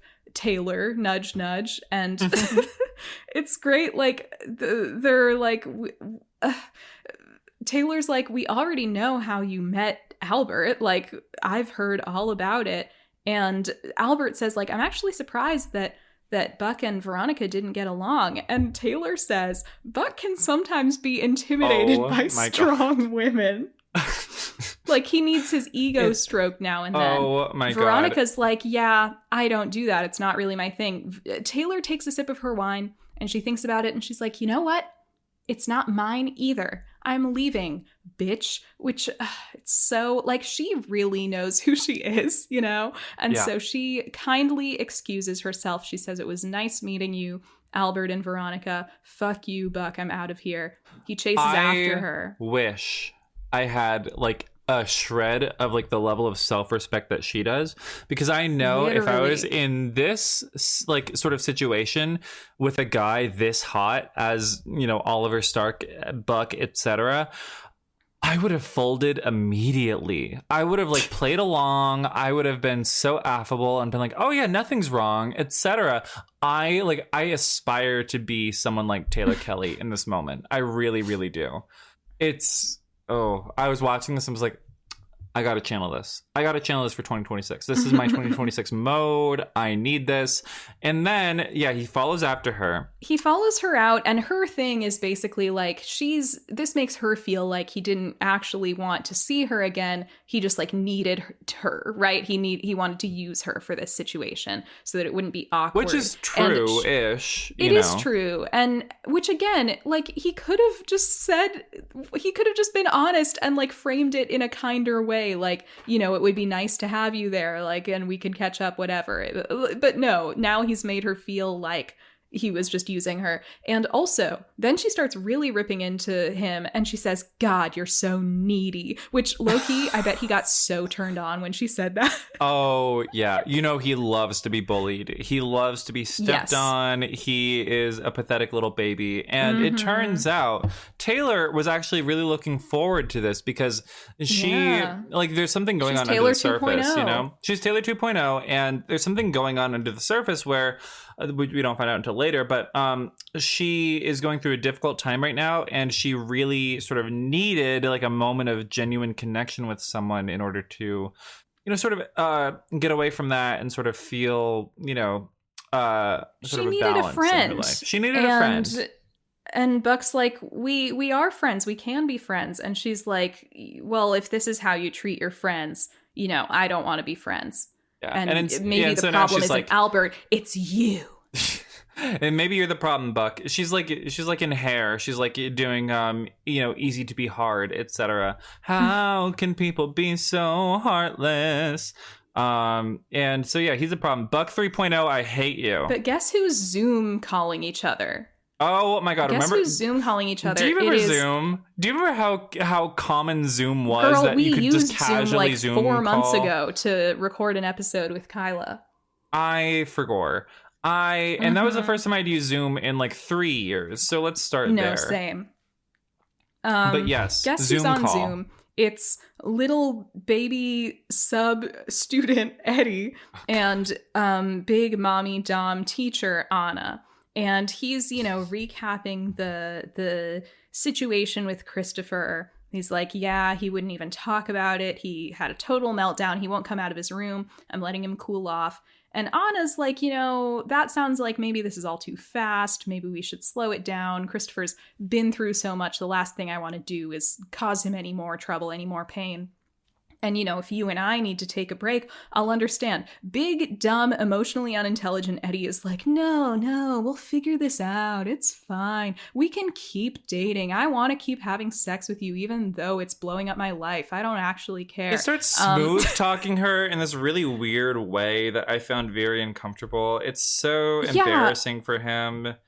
I had a very strange moment here where I actually felt like creeped out. And I feel like it's just that straight Eddie. He just freaks me out. He seems like he has a bunch of women's scalps in his basement or something. Well, I think what happens is that Ryan Guzman, he's very appealing as a performer when you're playing into the idea that he likes men. But the minute he likes women... Or when he's breakdancing.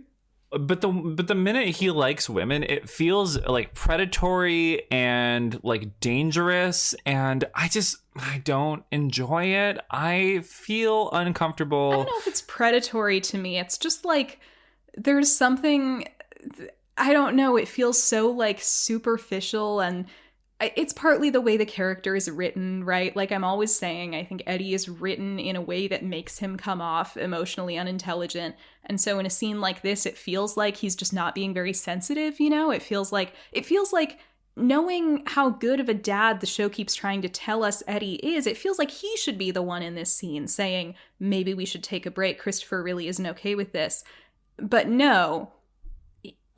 Well, it's so predatory it to me. Little, I feel like I'm being violated by this scene. I don't enjoy it. No, I would agree with that. I would agree with that. And I reiterate the scalp thing. The scalp thing is very real, and I feel like I'm in danger watching this. The men in this episode are not doing too hot. They're kind of sort of 0 for 2, so let's see if Chimney rebounds this. Now, the thing is, after their Zoom call... Scene, yeah. Okay. Now, at the end of the Zoom call... Eddie very scarily says, I don't want you going anywhere. And he ends the call. And he gets up and he's like, Christopher. And Christopher's not in his room. And he starts looking around, starts getting freaked out. Christopher is nowhere. By the way, during the Zoom call, Eddie, he had AirPods in. Guys, he had AirPods in. He didn't hear. His child snuck out and he didn't hear because he had AirPods in. So finally, just know he listens sees... to like the straightest music in the world. The straightest music in the world by choice. He listened to like Imagine Dragons. Oh my god, no, he fucks up like the Radioactive comes on like at a wedding and he just like gets on the dance floor and starts shaking his ass. We used to listen to this all the time in my squadron or whatever. But then like someone like plays Britney Spears and he feels like sort of a deep sort of like primal like urge to dance come on and he's like, no, I must fight it down. I am strong. I am an alpha. I'm sorry. Yeah, but then he hears Christopher's phone is still in Christopher's room and it starts ringing. He picks it up. It's Buck. He's like, Buck, you gotta help me. And Buck's like, Christopher's here. He called an Uber on your phone. So can I be honest? House. I don't think this is Christopher's phone. I think it's Eddie's phone. But Buck says, first of all, I guess you could be right. I just thought maybe, I assumed partly because the phone was in Christopher's bed and partly because Buck said that Christopher had taken Eddie's phone. I guess I assumed that Chris still had Eddie's phone, but no, yours makes sense too, that he would have left Eddie's phone in his bed. That's fine. I agree. Anyways, he called an Uber from Eddie's phone to Buck's loft, and Buck is there with Christopher being a parent. What kind of Uber driver sees like a 10-year-old I was thinking this. Getting a ride, and is like, okay, everything seems above board. Chris gets in. He's like, it's tough out there. He's like, are you economy. Eddie? He's like, yeah. Mm-hmm. I can't. Yeah, I'm 37. Don't worry about it. I have a 4.8 star rating. At Buck's house, they're waiting for Eddie to come over, and Buck's like, come on, we got to talk about what happened. Christopher says he doesn't want to talk about it, but Buck is like, well, you know, you were there for me when I needed to talk, and now I want to be here for you. It's what friends do. I'm sorry, not to be like a Buck supremacist, but why is he a better father than Eddie? No, he's such a better father. Are you kidding me? He is like, you know, he's understanding and he actually validates Chris's feelings. I just checked my Uber score and I do have a 4.8. Thank you. Ooh, okay. But Buck is a much better father. But basically, Buck is trying to give a voice to Christopher's feelings. He's like, you know, your dad's dating someone new. That must feel weird for you. Like maybe it feels like your dad's forgetting your mom. And Christopher, very interestingly, he says, I wish I could forget because my life sucks and, you know, people keep leaving like Carla and Abuela. This is when I wrote in my notes. This is when I wrote in my notes. I need to introduce Christopher Diaz to, the music of the American rock band 9 Inch Nails, because I feel like he would have a crazy Trent Reznor phase. I feel like he would listen to the Downward Spiral and he would just be like, oh, finally someone understands. Because we all have sort of like a dark emotional band like that sort of like made us feel seen for the first time. Like mine was Evanescence. What was yours? Probably Avril Lavigne. Yes. Yes! I need to introduce Christopher Diaz to the oeuvre of Trent Reznor and Atticus Ross. That's what I need to do. Well, maybe we'll get there in season 9 now that he's a moody teenager. Hey, but yeah, listen. Christopher feels a strong sense of abandonment. He feels like people enter his life, he gets to love them, and then they leave. You know, it's implied at one point with something he says about his friends that maybe COVID is exacerbating this because he doesn't get to see his friends now that he's not going to in-person school. And Buck says this, in my opinion, kind of like confusing thing, but whatever. It's, I assume, related to the themes of the episode. He's like, well, people leave your life sometimes, but sometimes they come back, and however much you miss them is how happy you are to see them, which is like fine. But this conversation started because he was sad about his dead mom, and it's like his dead mom isn't going to come back, you know? So I feel like this isn't the most, well, except in the form of the Revenant Kim. So I feel like this isn't the most helpful thing to say to him. But you know, Buck, I mean, he's always projecting. Like, he's just talking about Taylor. You know, he's just talking about Taylor Kelly and the Albert I said situation. that he was better at, like, you know, validating Christopher's emotions, but at the same time, he is just, like, projecting his own stuff onto the conversation. Here's what Buck is better at. He's better at sublimating his own emotions into, you know, decent lessons that a child can understand, that can be valuable to them. He's definitely better at communication, forward. I would say, at the very least, and sort of the emotional intelligence part. But, like, what does that say about Eddie as a father? Right? Like, what does that say about Eddie as a person? How emotionally unintelligent he is? Right. Before anyone gets mad, I don't think Eddie's a bad father. I'm just pointing out in this episode in particular, you're seeing this contrast of, like, the way Eddie is able to communicate about his feelings and the way Buck is able to communicate about his feelings. It's like, Eddie, you need to attend so much more therapy. And, Can like, we maybe, talk? like, read more books or something. Can we talk about how much better an actor Gavin is than Ryan Guzman? Well, yeah, there's that too. No, he has a real gravitas. I've always said that. Which Gavin is rare in a child actor. A real gravitas. Like, there's like a moment where like he goes to speak and his lip quivers a little bit and he stops and he thinks about his words and then he says it. And it's like, that's like a moment of like emotional and physical nuance that you would never get from any Eddie Diaz scene ever. Like, I am except people always point out that scene, the same scene I was talking about earlier, the season 8 kitchen scene of like, look at Eddie, like, you know, almost crying and then not. And I'm like, I acknowledge that scene is above average for him. I still don't think it's quite up to par of like what a professional actor should be. Ryan Guzman is an adult who had been on the show for 7 years, and they finally got him to that point where he was trying not to cry. Gavin was a child actor who had been on the show for like a couple years and was already doing this, running circles around the guy playing his father. 100%. Exactly. Exactly. This is much more impressive. But finally, Buck ends his thing by being like, no matter what, like, you still got me, and, you know, I'll always be around. And so Christopher hugs him. It's very cute. That's his other dad. And Christopher says to him, you're a good friend. And Buck, lost in his own world, says, yeah, sometimes. It'd be funny if he started gossiping to Chris about his problems. He's like, yeah. Because, you know, so that's the one person he hasn't, like, gone to about this. He probably called up Carla and was like, so this girl, she came back into my life, but I kind of lied to her, and now she's really mad at me. And also this girl I went on a date with is, like, dating my roommate, and it's really awkward. And Christopher would be there like, how does that make you feel? Like, like so earnest about it. It'd be so sweet. But then we go to Maddie. Maddie is prepping for home birth, and by God, Chimney just woke up and he is not excited about the prospect. He is watching Maddie set up like the dinner table, and he's like, here's all the things that could go wrong in alphabetical order. That's what freaked me out. I'm like, there is no reason we should have a speculum in our house. What is a speculum? It's the thing they put in your vagina to do a pap smear, or I assume any kind of cervical exam, like when you're I assume you must use it during birth. Maybe it checks how dilated you are or something. But it's the scary looking thing that has to go in your vagina, and you like they like can open it to see what your cervix looks like. Male privilege is a societal construct first formally introduced in an academic essay. You can understand why I was too afraid to get a pap smear until like last year. Like 100%. I was like, no way is that happening to me.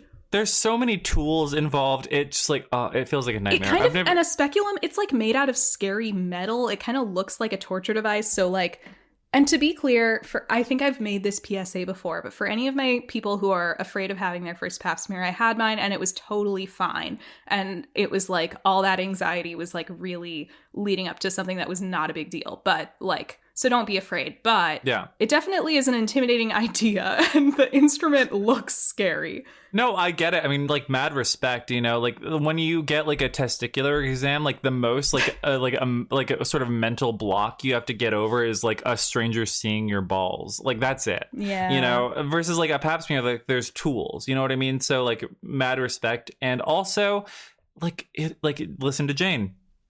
Listen to Jane. But basically, I'm just saying the speculum on the table did freak me out. Like, I don't want that in my house. I understand chimney. Right. Maddie is wearing... I'm sorry, I have to point out this. Maddie is wearing these adorable pajamas. They have like stars and galaxies all over them. They're so cute. I would wear these. They're kind of witchy. And she has like a little like a shawl on as well. Kind of a mauve like bathrobe on over it. Yeah. And Chimney's like, you could die. And it's like, oh, so we're actually talking about it. Yeah, she could die. He timed it like what would be like the first responder, like, you know, response time for this to like get out of the station, get to the apartment, get her down, get her to the hospital. 13 minutes. A lot can happen in 13 minutes, okay? You know, probably some of us happened in 13 minutes, right? And so Maddie, I once watched a lady give wavers. birth on the bus and it took like 3 minutes, I swear to God. Did it only take 3 minutes? That is a short labor, goddamn. Well, I assume she had been in labor and it was also a premature baby, which I wonder if those like come out faster or something. But yeah, like from the time she got down on the ground to have the baby to the time it was out, like the ambulance did not have time to get there. They got there after the baby was born. I swear it took like 2 minutes for that thing to come out. But anyways, the important part is Chimney mansplains to her all of the reasons why she shouldn't have the baby at home. And Maddie wavers and she's like, ugh. Fine, I'll have it in the parking lot. And I'm not gonna lie. What's sweet about the scene is she very quickly acquiesces. You know, Chimney expresses his fears about her not being able to make it to the hospital in time, her dying, because, you know, things do go wrong. And she just immediately is like, okay, then I'll have it at the hospital. You know, I don't want to do that to you. I don't want you to have to worry about that. And like, I thought it was like narratively, it's maybe bad that they just like wrapped it up really quickly, but I thought it was actually sweet that she was so like, as soon as she found out Chimney had reservations, she was just like, okay, then we won't do that. And I understand that, but I beg to disagree. Because what about her needs? I want to know why she felt so strongly about having the baby at home. I want to know about her inner world, like sort of her sort of constructing this at home sort of baby, sort of birthing fantasy, etc. And I mean, I feel like we got her inner world when she, you know, expressed her concerns to Chimney in that first scene after they got off the phone with the doctor. And in that scene with Athena, that's when she kind of worked through her feelings of just, you know, general downness about the pandemic. I just wish the show lingered on it. You know what I mean? Sure. I want to know her, like, what about her needs? You know, like, I'm sorry. The men are just like 0 for 3 for me. Like, it's like Chimney's like, oh, I don't think this is a good idea. And she's like, you know what? You're right. Let's have the baby in a parking lot, etc. And so that was my problem with it. It felt a little hasty. You have to remember it's, you know, it's this the winter finale. Season. It's the winter finale. So in the shortened season, maybe they just felt like they didn't quite have time to linger on something like this. This is my wife, and she gets no storylines. And so we go from that to Taylor Kelly is at her job on the TV screen, and Hen is watching. Meanwhile, Buck is climbing the stairs, calling her incessantly, like, Taylor, baby, I'm so sorry. Won't you take me back? Write wood about me, etc. And meanwhile, the hospital that she's reporting from is at full capacity due to COVID-19. You may have heard of it. It was crazy. And Buck's like, why isn't she answering? Hen's like, I have a pretty good idea. And then we see Taylor is doing a news report about all the people that are dying of COVID-19, presumably the Delta variant, I have to assume. Well, it's specifically that this hospital she's at is at full capacity. And she mentions speaking to a doctor earlier, and she kind of chokes up on the air, and she has to like turn away. And Buck's like, uh-oh, like she's, this is uncomfortable. She's like, you know, he knows this must be hard for Taylor. And finally she turns back and she's like, okay, back to you. But, you know, clearly we get more of a, when we first met Taylor Kelly, she almost seemed like this inhuman, like we loved her. She was a diva, but she did not seem to really feel any one way or another about other people. Right. And so she was a careerist. The show is trying to humanize her to us. It's like, okay, she is human. She is, and they're doing it in a very funny way. Because, like, do you ever watch these compilations of, like, newscasters getting choked up?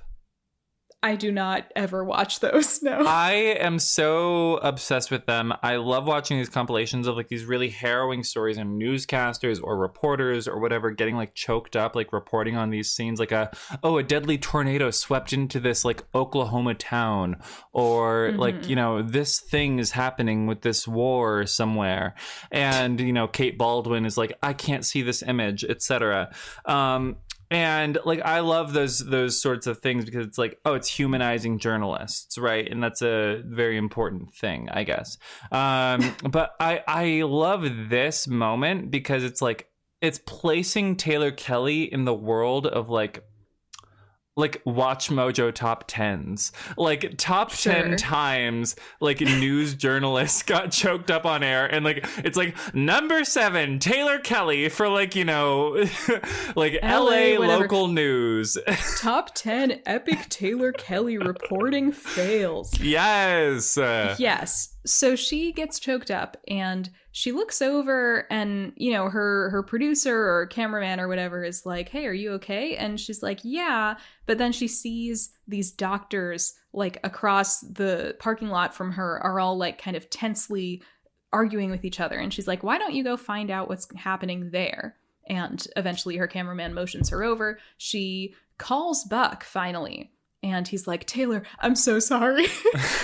Oh my God. Baby, please take me back. Oh my God. I'm so sorry. We'll get through this. But no, he answers the phone and she's like, I don't need an apology. I need a miracle. And you're like, ooh, what's going on? The 118 arrives at the hospital and Taylor Kelly explains, I love how we just call her Taylor Kelly, full name all the time. Taylor Kelly explains that what happened at the hospital was their freezer went out. And the freezer was full of like 1,000 COVID vaccine vials. And once they're thawed, they only have a certain amount of time that they're viable. And so they have like 2 more hours and they still have like 600 vaccines to dole out or else they'll all be wasted. And so they've called the 118 in to try and work something out for them, set up a big vaccine drive. And so like they all sort of split off into different locations, like they go to various clinics and little setups to distribute these vaccines because that's Buck's miracle, I guess. Vaxxed. Which manufacturer do you think made these vaccines? Do you think it was Moderna, Pfizer, or Johnson & Johnson? I am going to place my bets, and this is going to be controversial. I'm going to place $10 on Johnson & Johnson. Why? I don't know. I feel like this is sort of a single vax thing versus like Moderna and Pfizer. You had to get the 2 doses versus J&J was 1, and it was less effective, but it's also like the 1 shot. Yeah, I know I got Pfizer, so like I'm partial to Pfizer just because I know that's the one that I have in my body. But I just want to say that like they do a compilation to a pop song by a male artist who it seems a lot like Ed Sheeran, but I did not look into it. Oh, if it's Justin Timberlake, I'm even more mad. But like I hate Ed Sheeran and I hate Justin Timberlake even more. I hate him so much. I hate Justin Timberlake. This is going to ruin the tour. I hate him. The world tour. I want him to die. But I was so refreshed that over this horrible pop song or R&B song, whatever it was, by a presumably white man, that there was an actual compilation of people who were not only getting the vaccine, but were excited to get the vaccine. No, except for this Rockmond Dunbar. This vaccine propaganda montage, I love to see it. I think it's so happy about it. I think it's so genuinely great. It reminds me of when the show does first responder propaganda. It's like so often when we see propaganda in media, it's something very negative, right? And like propaganda itself is technically a neutral concept, right? And so it's always fun to see propaganda for something either neutral to positive. It always feels like maybe we do live in a fun socialist country. Yes. And it was working on me. It was so refreshing. And then of course, famously, we have a very interesting moment where we focus in on specifically Michael getting his vaccine as Bobby and Athena, look on proudly. And it's always felt to me like, was this like an intentional dig at Rockmond Dunbar? Like, did they know at this point that he was willfully refusing to get the vaccine and like making a big stink about it behind the scenes? We don't see. It's hilarious. We don't see any other side characters get the vaccine. It's literally only Michael. Just Michael. We don't see Karen. We don't see Christopher get the vaccine. We don't see Anna Flores get the vaccine. We don't see Taylor get the vaccine. It's only Michael. It is only Michael. And so because of that reason, I have to assume that it was pointed. And I love that petty bitch moment from Tim Minear. I'm sorry. This is Tim Minear propaganda. If he did one thing right, it was forcing to get in a good way. This is like dark woke Tim Minear. It's dark woke Tim Minear. He forced Rockmond Dunbar to get the vaccine, and for that reason, I'm sorry. I have to be on Tim's side for this episode because nothing feels sweeter than that. Nothing feels sweeter than, oh my God, I'm so sorry. We'll get through this. But finally, at the end of this montage, Buck walks up to Taylor. He's like, I did your miracle. And Taylor is like, I appreciate it. My job has been hard lately. It's really hard to be the person who documents all the tragedy, but isn't able to do anything about it. And I will say, I know journalists get a bad rap. I'm very pro-journalist. My dad is a journalist, and I feel like not that I really like my dad, but I do respect the profession. And whoa. I just, I think the whole anti-journalist attitude is a very anti-intellectual one. Like, I know people will point to examples of like, oh, what about like the New York Post? And it's like, yeah, but that's not journalism. That's like bullshit. That's a rag. It's a different 100%. thing. That's a muckraker. Like actual journalism is its own thing. And so I think it's interesting that they're calling attention to like, I'm not saying the journalist is a first responder, but she is in this position where she witnesses all of these tragedies. And she doesn't really have a lot of agency to do anything. So that is mentally taxing. I'm going to take it a step further. I would say that journalists are first responders because whereas EMTs or firefighters are the people like directly supplying like help and aid, journalists supply a different kind of first response, which is information exchange, which, as we know in the 21st century, is just as valuable as different kinds of aid. My uncle's a journalist, so I feel very biased towards this. But I love my uncle and I love journalism. Well, when you think about it, when you think about foreign correspondence and war journalism and stuff, it's like people do endanger their lives to seek information and to report on things. And people die, it's a very noble cause. And it's not something to sniff at just because the cut journalist is stupid or annoying or out of touch. It's like not all journalism is created equal. But the point is, I do think it's worthwhile that they're giving a voice to Taylor Kelly as the journalist that she is. And Buck is like, well, you did something today. And she's like, no, I called you and I asked for this miracle. You gave me one. even Mhm. after I said all those terrible things, which, like, girl, you were justified. Okay, Yeah. let's not rewrite history. 100%. You were justified. But she says, why did you do all this for me? And Buck says, because that's how you treat a friend. And it's like, oh, yay, Buck has become a good friend again. Taylor Kelly, she, like, He's Buck 3.5. takes down her mask. She takes down her mask and she kisses him on the cheek, which I must say, not COVID safe. Okay, Not COVID safe. She's not practicing good COVID rules. Wow, you just outwoked Taylor Kelly. That's crazy. I did. Okay, call me Veronica because I'm outwoking Taylor Kelly. But we get one last dumb scene of Eddie not introducing, but, you know, bringing Anna over to see Christopher. They hug. It's like, oh, it's all going to be okay because the woman I'm dating at least is somebody that Christopher likes. And it's like, okay, who cares? Maddie are packing up their baby bag. They're having so much fun. They're so excited. They've got a little onesie for their future baby. And I hope this doesn't go anywhere tragic, you know? And at the Balbert household, Albert comes in. He broke up with Veronica because she did not approve of his friends. Which, what does that mean? She just hated Buck so much that she broke up with Albert? Because if so, honestly, iconic. I mean, honestly, iconic. And I just have to know how the rest of that dinner went with Buck actually third wheeling with the two of them. And then, did he stay? I have to assume he stayed. But then Henren has a very interesting cliffhanger scene where Hen comes home and she got something from the hospital gift shop, which is apparently a thing. I don't know. I've never seen a hospital with a gift shop. Hospitals do have gift shops, yeah. And it's a little pink pair of little baby scrubs for their little future Dr. Nia.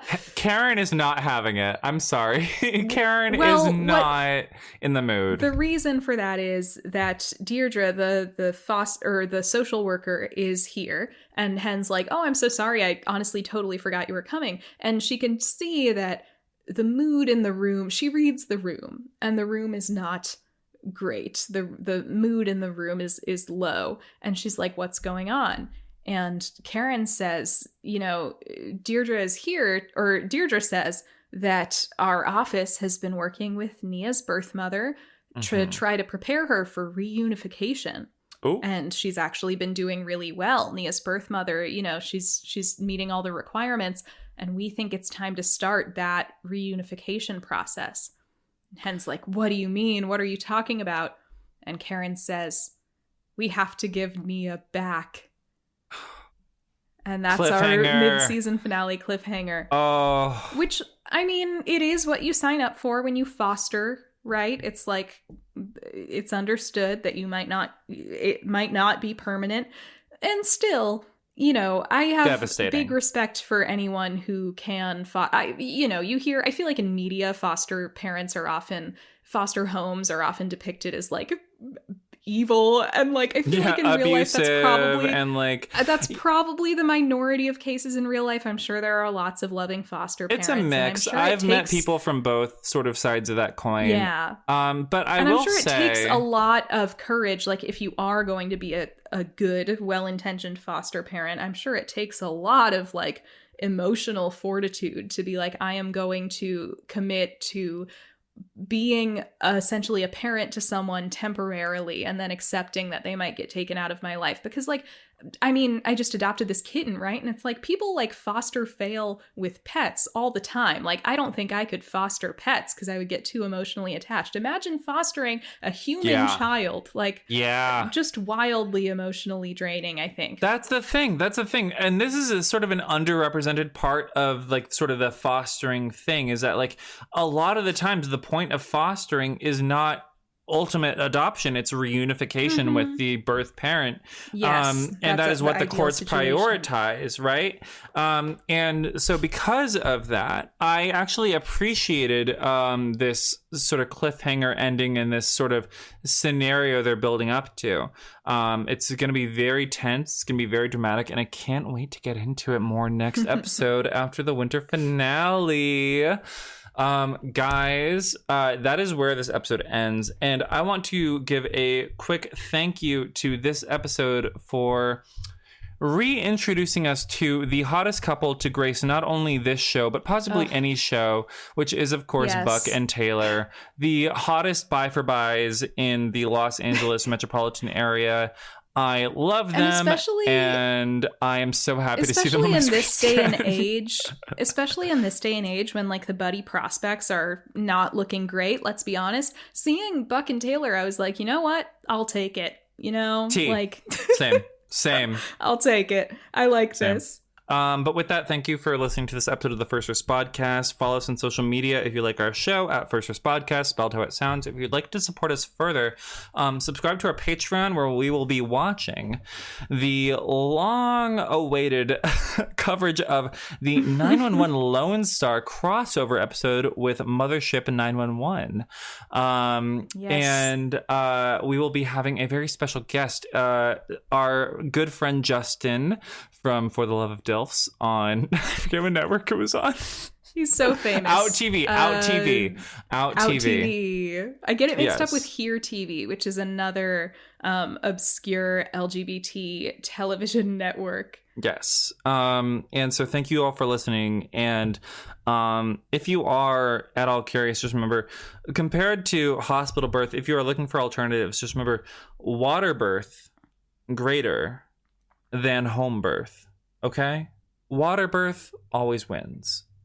What? Because imagine your child gets to say, I was born in water. Once again, I think a lot of water births are home births, and a lot of home births are water births. Yeah.